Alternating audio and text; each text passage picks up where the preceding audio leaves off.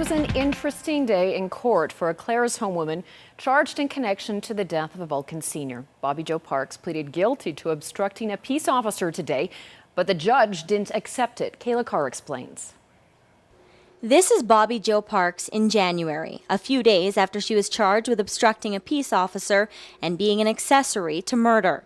The charges were laid after police found the body of 77-year-old Otto Bunty Luce.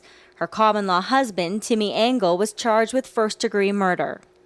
In Fort Macleod Court, Parks' lawyer entered a guilty plea to the obstruction charge, and the statement of facts were read by the Crown prosecutor. Court heard in January, police came to Parks' home looking for Engel. She told police he wasn't there, but he actually was upstairs. The judge did not accept Parks' guilty plea because he wasn't sure if she did anything wrong.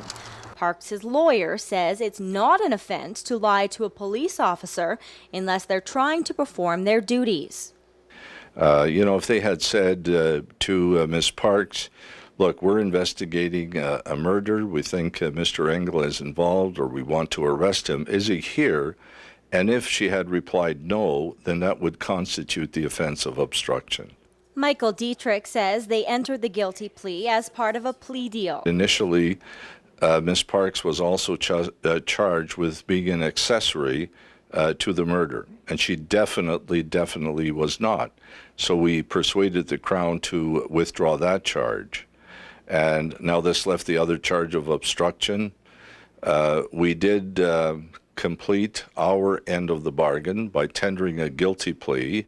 The court case was adjourned for 1 week. Dietrich is hoping the Crown will either withdraw the charge or enter a stay of proceedings. He says his client is ready for this to be over.